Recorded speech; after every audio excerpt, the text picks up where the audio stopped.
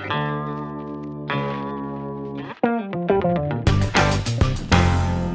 this property, we've maintained a permit to harvest desert flora. Desert flora is anything that really grows out here that is protected, such as the Joshua trees, the barrel cactus, the Yucca shadegera. And if you can zoom off in there, you'll see that there's thousands, absolutely thousands of plants that we're allowed to harvest. And we pay a fee to the state, and we harvest the plants. They would like to know where they're going, the vehicle that they're in, so they track it very well. As I say, it's a protected species, and the plants are quite unique. The Joshua trees are basically a tree lily, one of the first plants that come into the desert area after an ancient seabed. As we know, this was an ancient seabed, and we do have areas that we'll find shells in the rocks. So you can imagine either that uplifted or the water left and it was there. So it's kind of unique.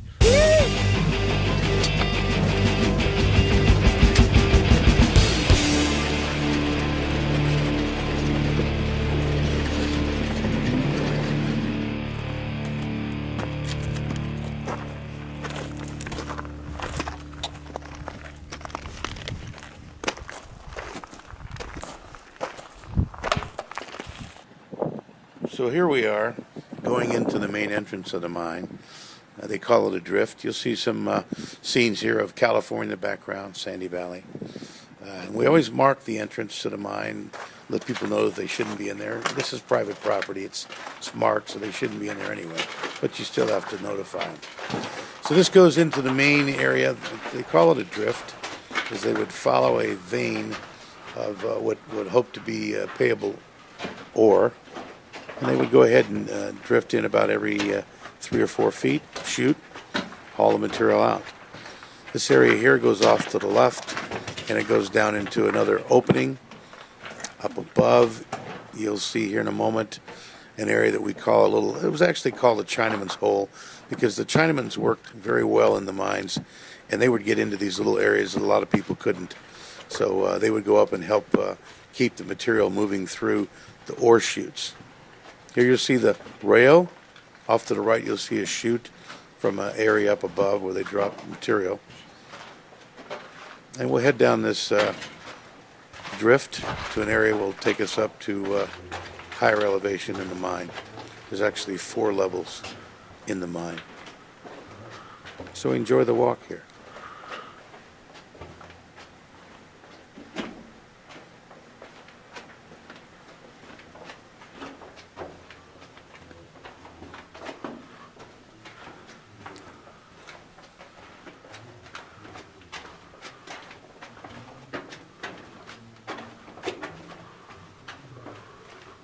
Here we go close to the end where the ore cart would be at the right side, the chute on the left, and on the other side of the chute is the manway, which will go up.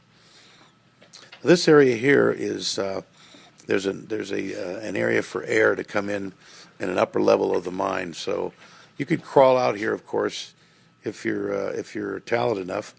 Most people would walk out this way to the end of the mine, or to the top level of the mine, and you can follow this rail trail.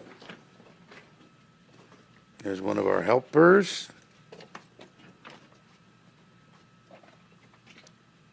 Here we are on our way back to the corner where there is a working. Another level of the mine up above. There's a rail. This is the manway that we were coming up.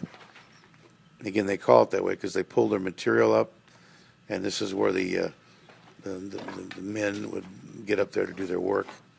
Left side is the ore chute. This is the manway again. Across here, off to the left, is one of the main chutes. This is the top level of the mine, and there's workings all around, right, left.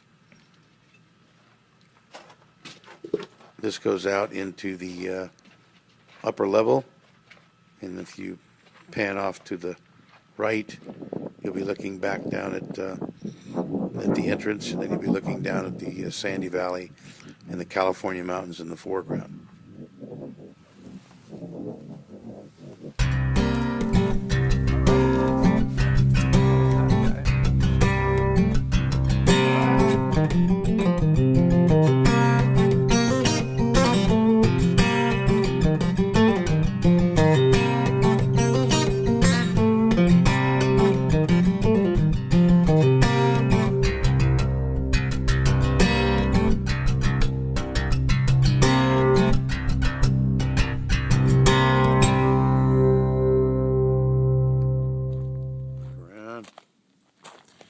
I call this Box Canyon. It turns.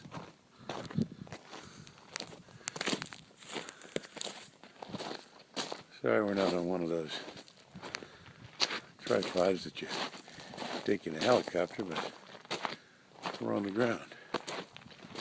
This will also show you some beautiful specimen plants and rocks. Landscape. And we're going to go around here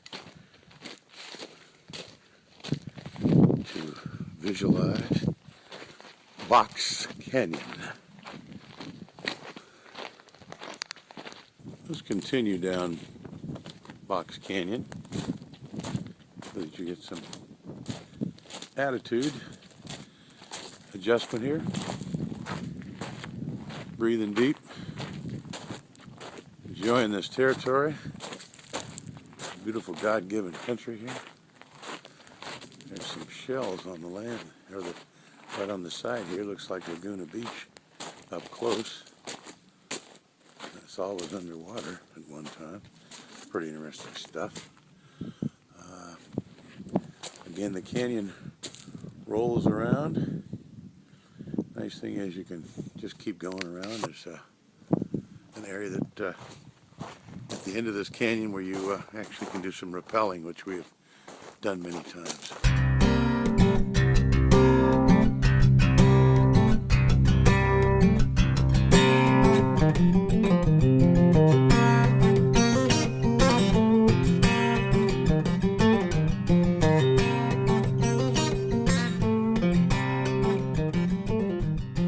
This area is loaded with dolomite limestone, and it's the host rock. There's a lot of lime and calcium carbonate equivalent material, but there's good minerals here. When they started to mine this, they came through this area and they went to this canyon up here, which is called Galena Canyon. You can see some road working there. That's the main mine area. And what the Mormons did when they were out here looking for a commodity, they decided that lead was the commodity of the day. So they sent the prospectors out to get lead, and they discovered this property. They did some mining, they did some digging, they did some research. They found that there was not only lead, but there was also some zinc. And with that, you'll find a little bit of copper, a little bit of gold, a little bit of silver, because those metals kind of hang together. The production started around 1907, picked up in the war years, you know, in World War I and World War II, because the government subsidized them for their lead and for their zinc. And as I say, the off metals were a little bit of gold, a little bit of silver. There's also platinum and palladium group material in this particular deposit because it's in this area. As a matter of fact, 4 miles over the ridge is a place called the Boss Mine. The Boss Mine was the very first gold mine in the United States that produced platinum. So it's all pretty indigenous to this area.